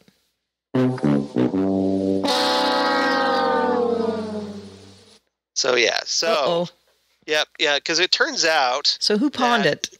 Yeah, so it turns out that Rom, who was one of the junkers that found it initially, ended up getting infected with the sentry. Right. And taken over. So basically, she's all plugged into Brainiac. Yep. And so apparently, she takes over the Sagittari communications hub in order to try to contact Brainiac and let him know what the deal is so that he can come and invade Krypton. Right. So, except for that's not how it works because she is actually the beacon. Yes. Which we find out later in the episode. So exactly. Why did she take over the array then? Maybe to boost the signal. I don't know. Okay. That's one of the holes I found in it. Can't stop the signal. I agree with that. Okay. Because I was like, why would he send her there if she was... Because wouldn't it make sense to keep it on the down low? Yeah. If she was the signal beacon, right? Well, it might be that she was having trouble getting the transmission out. Okay.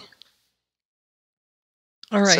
So maybe because of their society, the dome and whatnot, maybe it's tougher to get the signal out, so she needed a signal boost. I'm guessing. I don't know for sure. When they came out at the end and they're like, she is the beacon, it already went, we're too late. Yeah, I was like, so why did she have to go and try and... It's Yeah, it's a little hole in the story. Okay. Yes, I agree. I will agree with that as a plot hole. Okay. I'm just trying to figure it out how to plug the plot hole. I like that you do that. I do that too. So, yeah. Devil's advocate's always good. I'm trying to make it work. Yeah. Boosting the signal is a good hand wave. Yeah. So, maybe she wasn't sure if it went out. Maybe it was an instinctive thing. Yeah, who knows? But so Brainiac, as it turns out, like, okay, I guess I'm a coming, and we actually get to see Brainiac, and this is he's a Brainiac on the floor. Mm-hmm.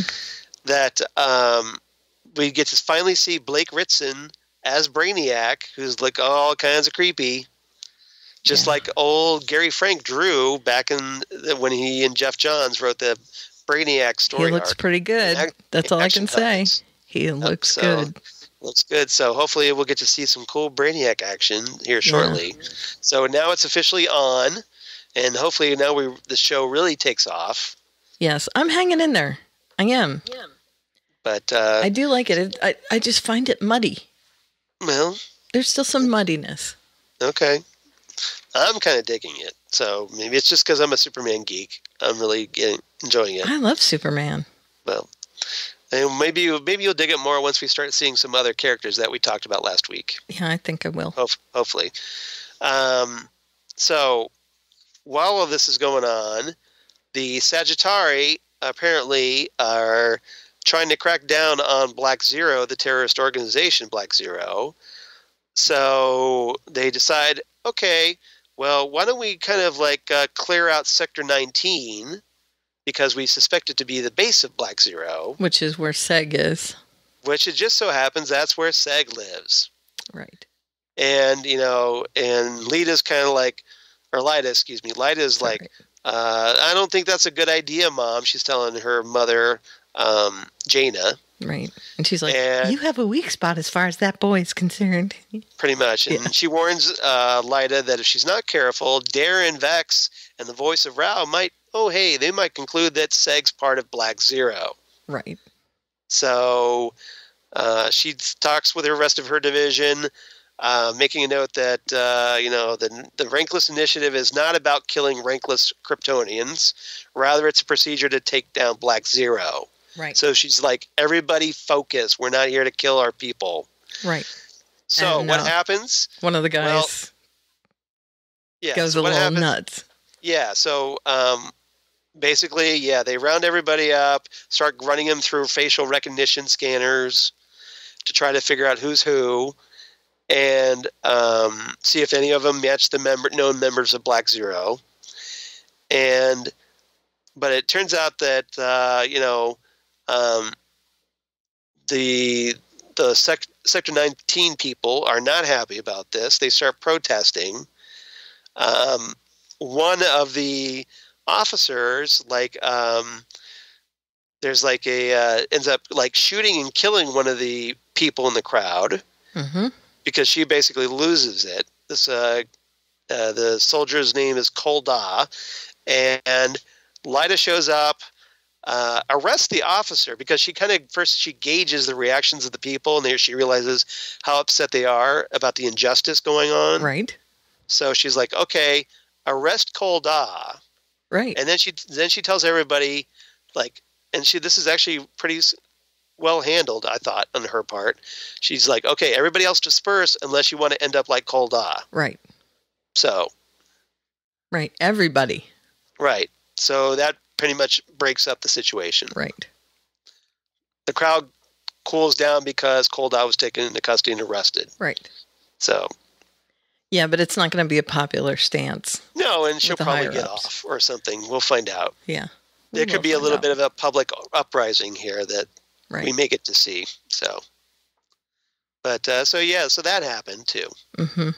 All right. And then Brainiac's all broody, and I'm going to come get you at the end of the episode. Yeah. Yeah. I'm coming for you. I will add you to my collection of worlds. And I saw that there was a bit of a Daxamite reference in this episode. He had a Daxamite knife, the vendor. Yep. So that was a nice call out. Daxam exists, hopefully. Yep. And they already are inhabited. So it's already a spin-off of Krypton, as it were.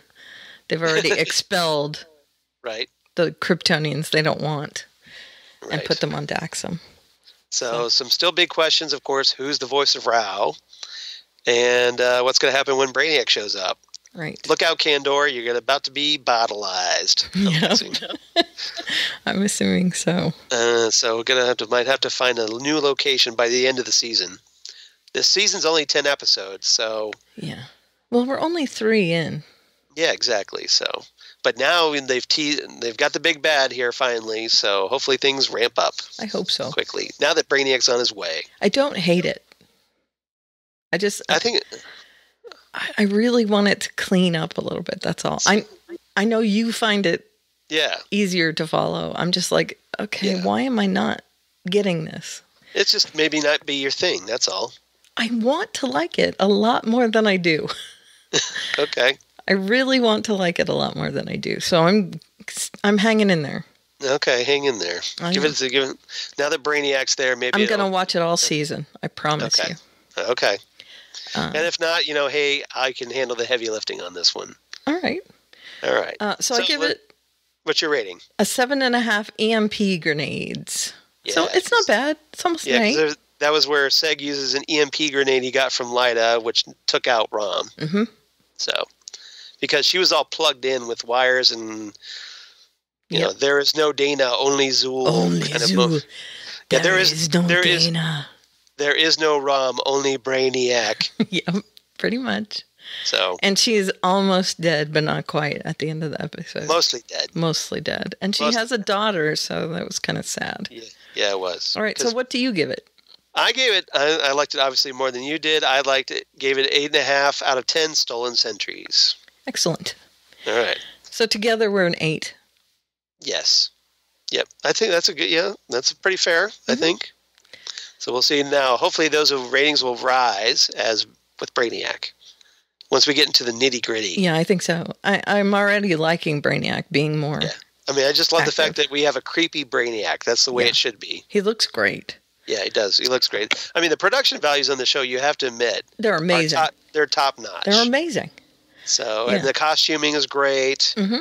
Everybody looks cool. The acting is great too. I mean, I really have no complaints except for good. I want it to tighten up a little bit more. That's all. Yeah, and that's me. It's only episode 3, so that's why I'm still there. Just give it time. Like how long it took Next Gen to figure it out. That took 2 whole seasons. Exactly. That's why I am still there. So, and I would rate the first few episodes of Next Generation way lower than a 7.5. Yeah. 3. Yeah. 2, 3, somewhere in there. Although that first season finale was pretty good, or not the finale, but the conspiracy episode. Yeah. There's some good ones in the first season. That was a home run. Encounter at Farpoint? No, it was not a good terrible. Put it that way. Terrible. Yeah. Okay, so Gotham 417 mandatory brunch meeting. Yeah, written by Steve Lillian and Brian Winbrandt, directed by Maya Vervillo. Excellent. Maya Vervillo has done directing on Preacher. Oh, that's probably why her name looked familiar to me. And the writers have written on Gotham many times, so they make a good team, I think. Now, I don't have many notes on this, but I did watch the episode, so you'll have to do the heavy lifting here. Okay. Truth or Consequences is these are in no particular order, A, B, and C. Right. That's Truth or Consequences would be Ed's little game show. Okay. Yep. He was his brother's keeper. I know what that is. That's obviously Jerome and Jeremiah. Jeremiah keeping Jerome. Yeah. And then there's a few little side stories. Grundy drink. Mini Vigilante. Yep. Echo of the Future, and Slap Happy.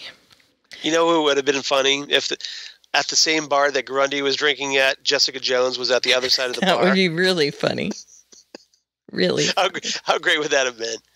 I would have laughed my ass off is what would have happened. I know it had no chance in it happening, but it would have been funny. It would have really been funny. Somebody needs to edit that together as a mashup video. That would be too fun. Bet I could do that. It's the same lighting, too. Yeah, it'd be pretty funny. You could do it. I'm sure you could do it. I bet I could do it. Okay, so let me get the little ones out of the way. Mini Vigilante, this was just a little side story here at the beginning where Bruce calls Gordon and says that he's going to St. Ignatius to find Xander. Yeah. And Gordon says, don't you even. And he says, but I am, so I'll meet you there. And when Gordon gets there and meets up and sees that he's there, they do have this confrontation where he says, please don't interfere. If you do, I'll take you in. He also talks with Alfred, and he says, Alfred, are you in on this? And Alfred says, yes, I'm all in when it comes to Bruce. So we do get this little vignette where we find out that Alfred and Bruce are back as a team.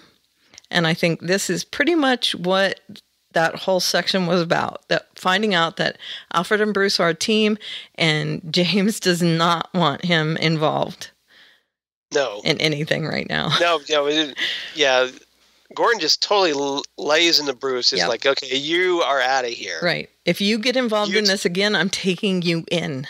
Yeah, and he's looking at Alfred like, take him home. Right. Get him out of here. And he admonishes Alfred for encouraging him. You would think he'd just like, okay, I'm going to file child endangerment charges on you. If you would think. Except for Bruce is probably pretty close to being an adult, so... Yeah. Okay, so Grundy Drink is... I'm just going to set up the Grundy storyline where he's pretty much Butch, albino Gilzine. Butch. Yeah, he's essentially Butch Gilzine's personality in this new Solomon Grundy body. Right. And he's really feeling sorry for himself because he feels like Tabitha will never love him again, although he feels like he's Butch. And so he's drinking his sorrows away at this bar. I really hate this storyline, by the way. The Grundy storyline? I want him to be Grundy. I want him to be Grundy, too. He looks like Grundy. Let Grundy be Grundy, people. Damn it. Hashtag, let Grundy be Grundy. Let him be Grundy, damn it. Get it, Grundy? Yep. Grundy, yeah. Grundy, damn it. Grundy, damn it. That's better. I should have said Grundy, damn it. No, hashtag, he's Grundy, damn it. Hashtag, he's Grundy, damn it. I love that. There you go. That's better. As in, and if you guys don't know what we're talking about, look up Gumby, damn it. Yeah, look up Eddie Murphy and Gumby. Yeah. You'll figure it out. I'm Gumby, damn it. Yeah, that was a big catchphrase back in the 80s. It is, yeah. Okay, so he's feeling sorry for himself. I'm Gumby, damn it. That's a good impression. I'm Gumby, damn it. Because he used to basically do Gumby as like an old Jewish man. Yeah. I'm Gumby, damn it. Pretty much, yeah. Yeah. As an old angry Jewish man. Yes. And so Penguin tries to recruit him because I think Penguin is getting that even if he does throw in with Jerome and all them, that he's going to need someone like Butch / Grundy on his team at some point. Mm-hmm. And so he goes to recruit him. So there's that storyline. Yep. And he doesn't, like, Butch doesn't want to go along with it until Penguin promises him that, oh, okay, I will find you a cure. Right. Which, exactly right. Because we can go look for... Or we can try. We can go look for Hugo Strange. Right. We can try and find you a cure. Yeah. I'll do my best. But if it doesn't work out, no big deal to me, personally. Oswald doesn't care, no. No, Oswald does not care about getting Butch back to normal. He just wants to use Butch for his strength. Right. That's it. He's the muscle. Yeah, Oswald knows his weakness. Yep. And that's his weakness. Yep. Okay, so now here's one of the main stories, and this was delightful, I thought, was Ed is trying to get back into the groove of his Riddler persona. And he is not back up to full brain power. He's pretty much there, though. Well, but you can tell he's not when he goes up against Lee. Well, it's I think he is, but I think he's conflicted because of how he feels about Lee, as we find out in this episode. Okay. In a big way. I think he's there for anybody else. Do you think those riddles were really as good as he could make them, though? The ones he was even giving to the biker? Well, he knew that the biker couldn't answer them. Yeah, no kidding. So let's see what kind of riddles he gives Gordon or somebody. Okay. And see how good those are. I just feel like this is him practicing. Well, it could be, but I think he's pretty much there. Okay. But I think it's just for Lee, he was willing to kind of try to make it a little, maybe subconsciously easier on her. His riddles always have something to do with what what is going on in his head. Right. And he also can't help giving people a clue to defeat him. Of course, because that's part of his thing. Right. And that's one of his little issues, is that he's self-defeating. Right. Yes. And especially when it comes to someone he knows. Right. And Lee and Ed have known each other forever. I mean, they both worked at the precinct together and everything. Right. So Lee knows him, knows how he works, knows how his riddles work. And recently, Ed was serving as basically her assistant. Right. Although they weren't doing riddles together, but she knows how his riddles work from the precinct because he used to tell riddles there all the time. Right. So she does know that he would tell riddles about whatever case they were on. You know, he would tell a little riddle if they were down by the tracks or, you know, stuff like that. Yeah. So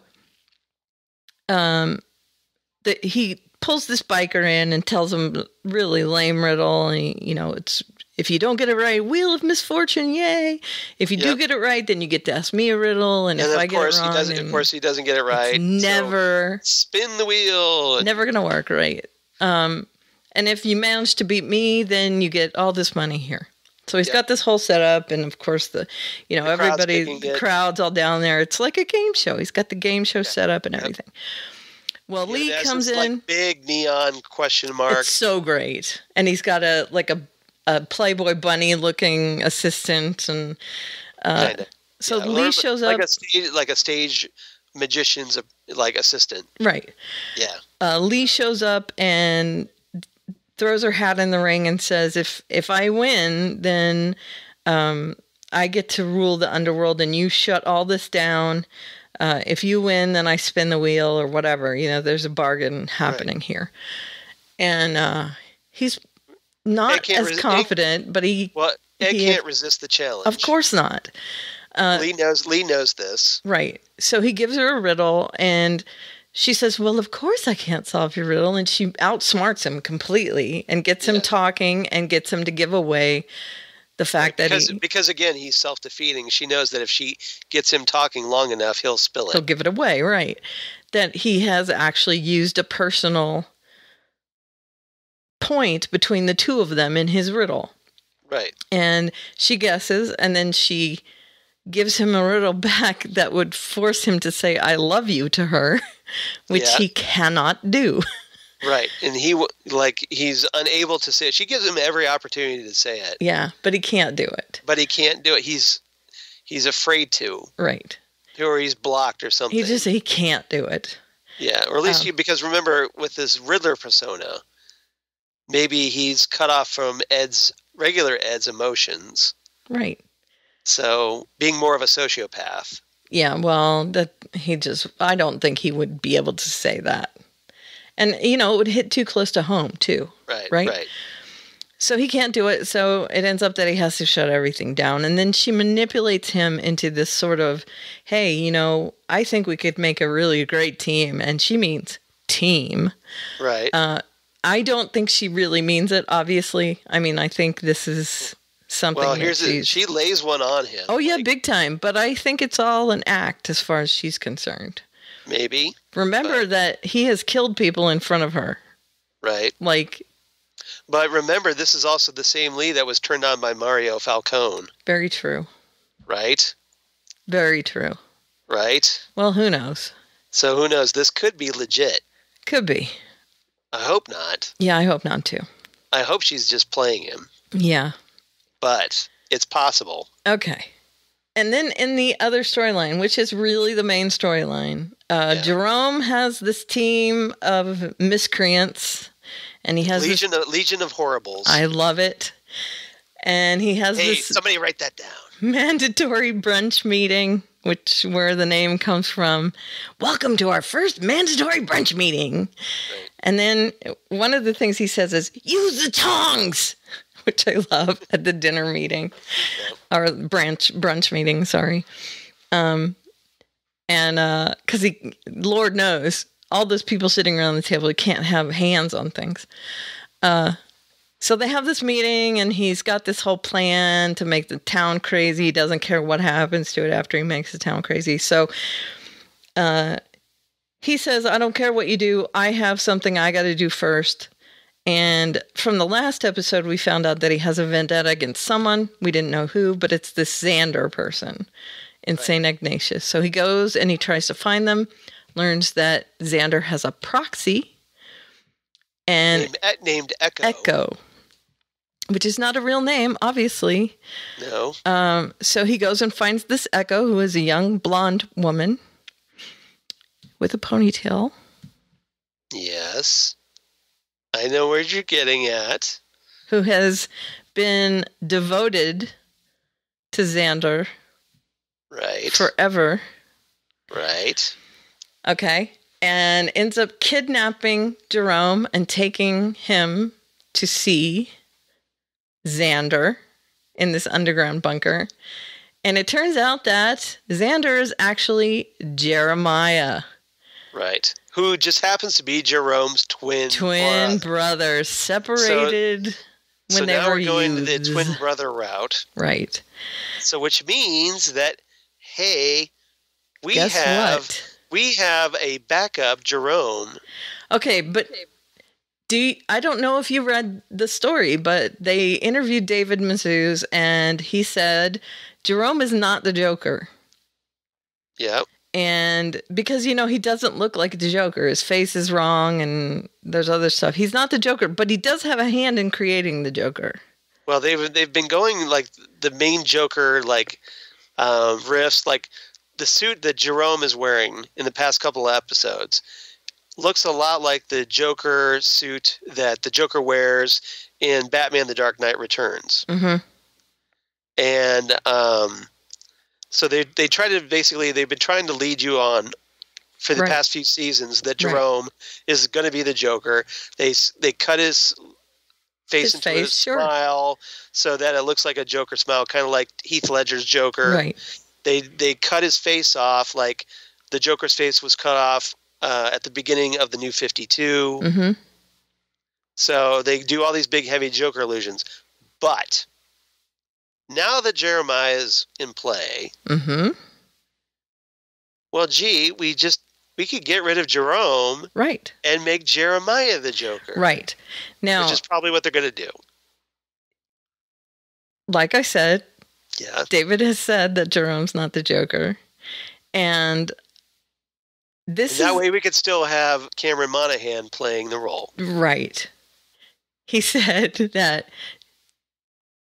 he's not the Joker. So I think this is perfect because I think that his Joker was a little too off the charts. Yeah. But I think that Jeremiah is... We saw during this episode that he is more than he appears because he sells this sob story to Gordon and Harvey where, he tried to kill me as a boy. He had a knife up to my neck and he killed animals. And so my mother took him away to keep me safe and all this stuff. But when they meet up in the hallway, the two brothers, right, it's shown that this is not the truth.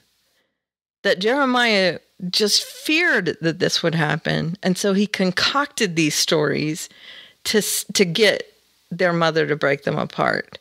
So he was calculating as a youth to break them apart. He didn't want his brother around. He says, you knew what was going to happen. That's true. He basically framed his brother. Right. So he's not this upstanding youth. No. And I'm sure we'll find out more. Right. Yeah. And he's been building these tunnels and he's calculating. He's into labyrinths. Right. Which, as we've talked about in Legion, mazes are like madness. Right. And he's a prodigy, so he's super smart. Buildings, he's been trying to build things. Probably really good with chemistry. Probably.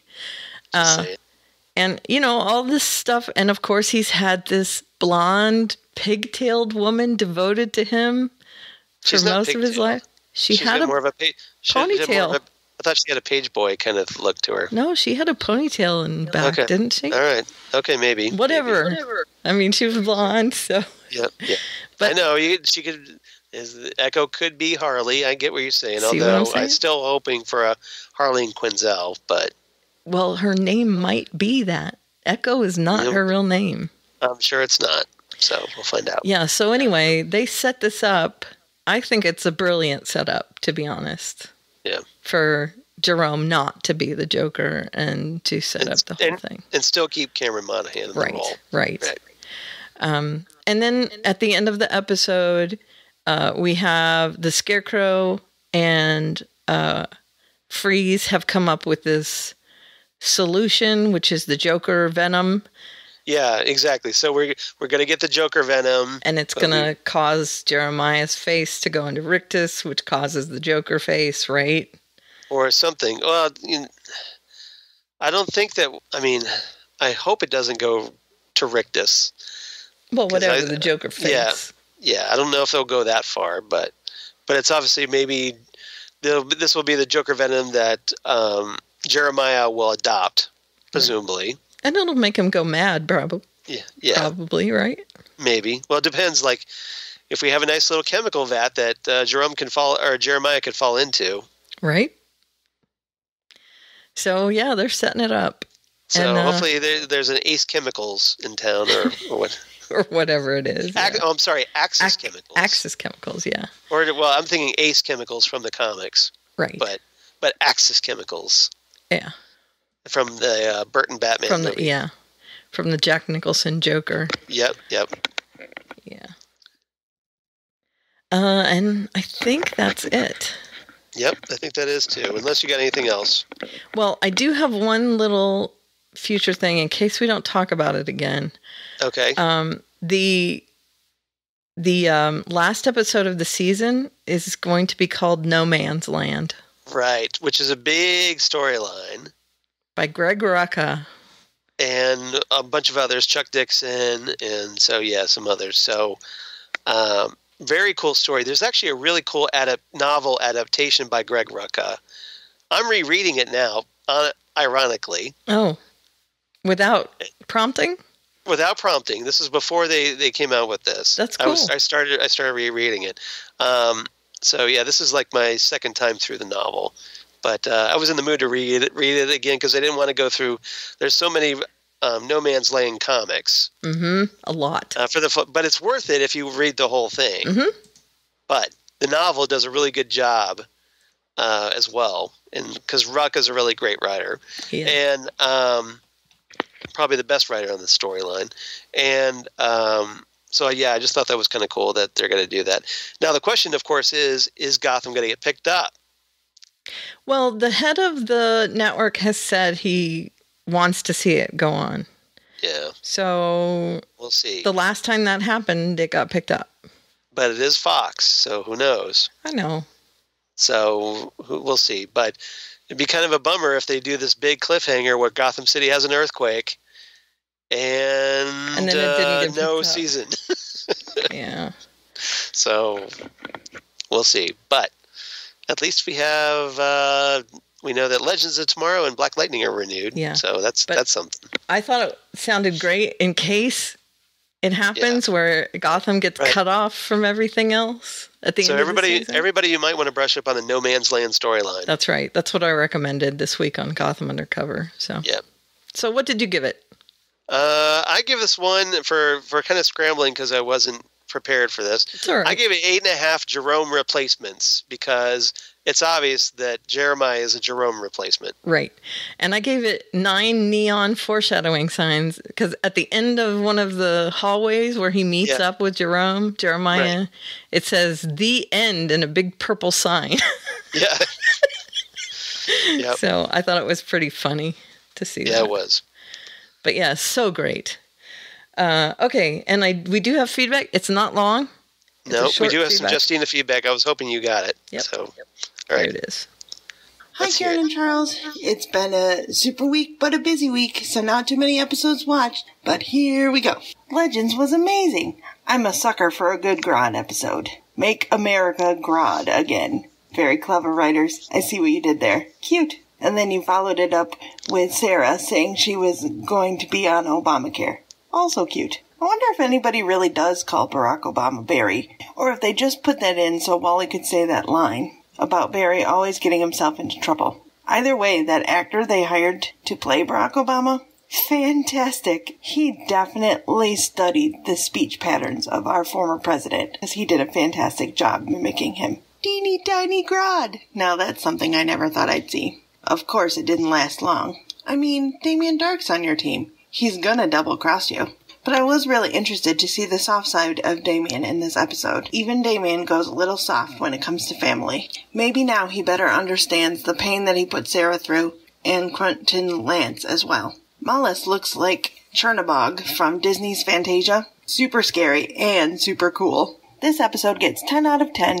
That was an ingenious way to get John Noble into the episode. Since they wanted to go CGI for Malice, there was one ring to rule them all. So perhaps there is one totem as well. Even Sarah didn't quite make up in this episode, but we did get a sweet scene. And if they don't have time to make up in the finale, it's okay. Because we got another season! Everybody got another season! The whole Berlanti-verse. And now we'll get to see more of John Constantine as well. Yay! Yay! Okay, the other episode I watched was Arrow, and I have far less to say about that. I am sick of it. Sick and tired of the fighting. I'm waiting for whatever epic event makes this team, both original Team Arrow and new Team Arrow, realize that they need each other and they have to work together. So I'm going to sit here and patiently wait while these people work their issues out. I'm hanging on because this is the pin that holds the whole Berlanti-verse together. But this episode gets 6 out of 10 words that hit below the belt. Have a super week. Wow, 6. She came really close. That's like the lowest score she's ever given. I know, and she came really close to swearing too. I know. So welcome to the party, pal. That's right. Welcome to the party. Yeah, it's frustrating. It is. Welcome to our frustration with sooner Arrow. Or later, everyone gets frustrated by Arrow. Even diehards. I mean, I feel so. That kind of says a lot when a diehard like Justina is starting to doubt the show. Yeah, it does. It so does. That should speak volumes right there. Regardless of what we say here, that's right. If you've lost Justina, you've lost everything. Mm-hmm. So, Justina, we're so sorry. Yes, we are, because we know how much you love Arrow. So we feel you. We do. And the good news is that Supergirl is back. Yes. So like Justina was saying, you get a show renewal, you get a show renewal, you get a show renewal. That's right. They're all back. Everybody gets a show renewal. Yay! Yay! Yep. Except for iZombie, which hasn't been on long enough this season yet. But it's still not officially dead yet. Right. So everybody do your hashtag renew iZombie. Right. And because that show needs to come back. Agreed. If Arrow gets to come back and iZombie doesn't, that's it. There is nothing right in this world. I was honestly surprised by the Arrow season 7 pickup. Me too. Because the ratings have not been great for Arrow. Not just that, it's just bad. And it's obviously spinning its wheels at this point. It's bad. Yeah, it's bad. And I agree with Justina. I don't like to see everybody fighting. I'm still watching the show. Yeah, me too. Because I'm loyal to the characters, and I wanted to see what happens. And I like the actors. They do have some nice fight scenes, even though they're really heavily choreographed. But they're good. And I'm loyal to Stephen Amell. To be honest, I like him very much. Right. I don't have any beef with any of the actors or anything. It's just the writing is abysmal. It is. Oh, guys, just so bad. I'm available. Call me or email me. Please hire Charles. Please hire him. Even for just one episode. I can just to let one episode be good. He can fix it. You can fix it. You can put it right back up there on the rails. It's not that hard, really. If you know what you're doing, it's not that hard. Would you like a short vignette of something that happened to me just before we started recording? Please do. We have a train tracks that's not too far from our apartment. Right. Right. And usually, we can hear the rumble as it goes by. It's not that big a deal. I don't even notice it anymore. It's like if a plane flies over almost. Yeah. Okay. Today's the first day it's ever blown its horn right outside our window. That had to be unsettling. I almost jumped out of my chair. Like, brrr, brrr. It rattled the windows. Yeah, so you're probably like, open the window going, hey, you train, No, shakes fist. I didn't, but Get off. I'm trying to sleep up here. I had goosebumps everywhere. What time of day did they do that? It was just before you and I called each other. Oh, okay. So it was late in the day. Yeah, it was like, I don't know, 5:30-ish. Afternoon, yeah. But okay. I was just sitting here with my earbuds in and, doing At least stuff. they didn't do it at like 9 o'clock in the morning. No, let's hope not. It goes all the time, though. It's a train. It's not an airplane or anything, so it goes all the time. But I meant the horn. Right. Yeah. So it was like, I understand. Like, it's maybe 2 houses lengths away. Well, I know that sometimes we have train tracks here, but they are like maybe a mile away.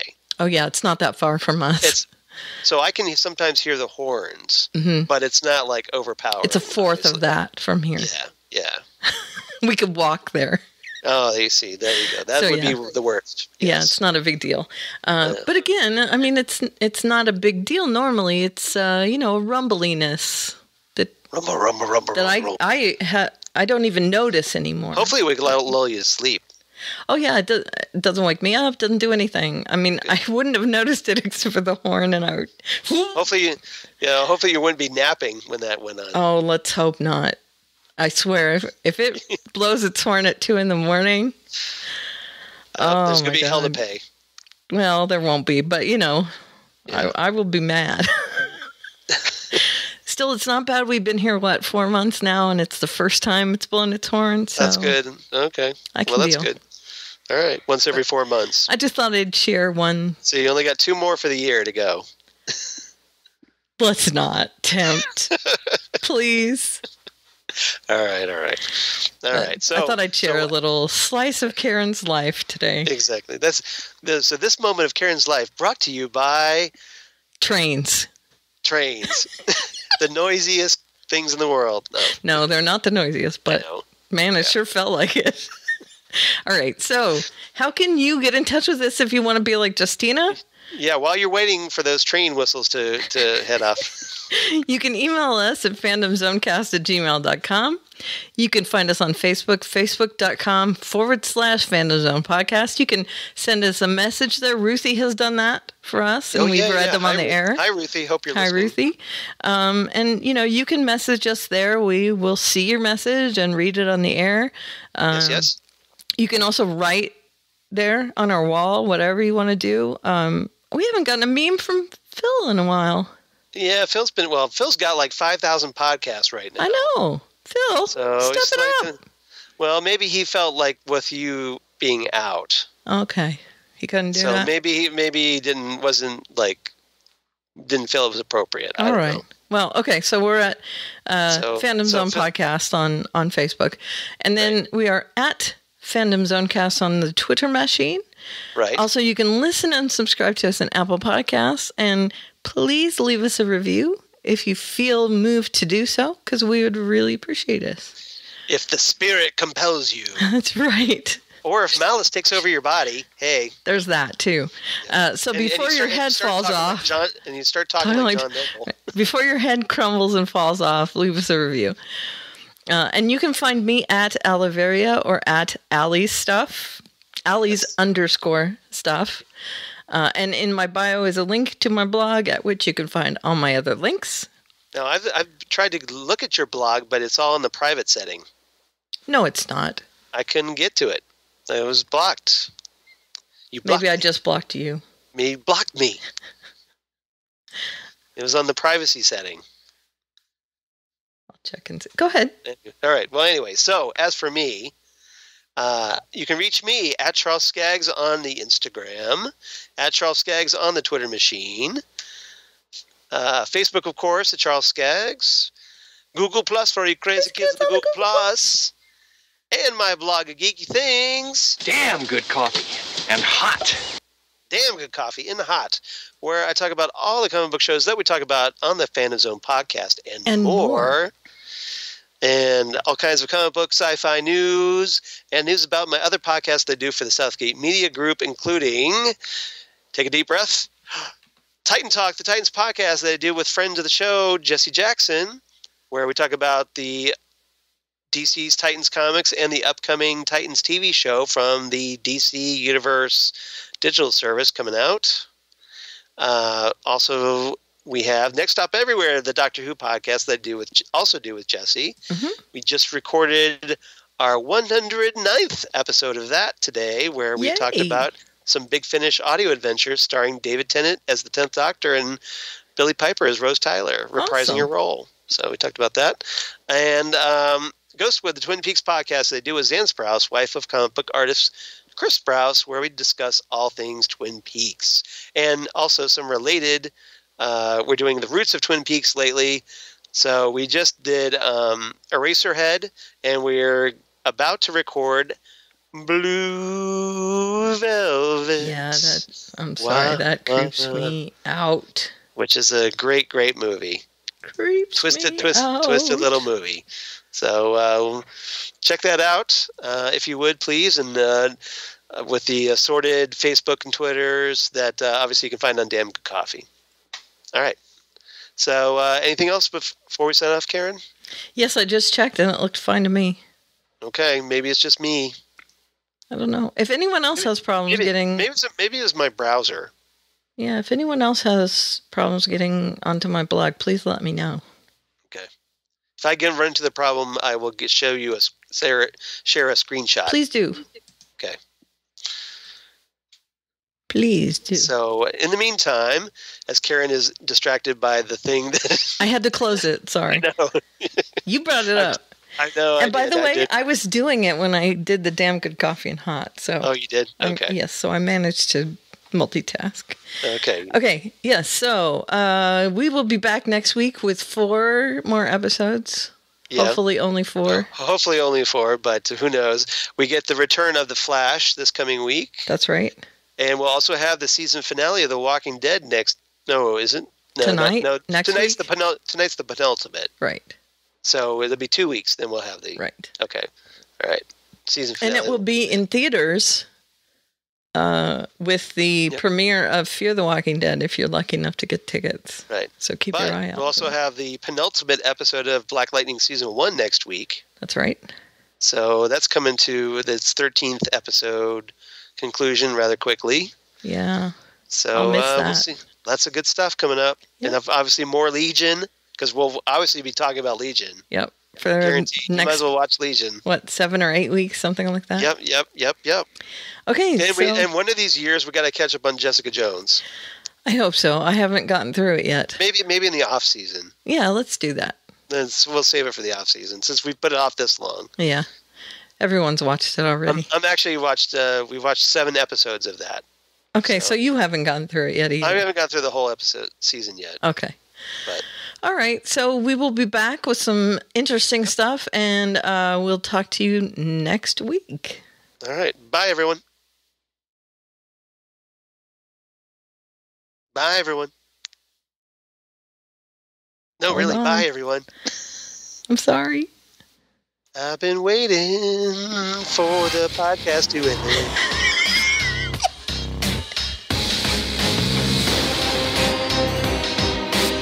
To come into my life. Thank you, Foreigner.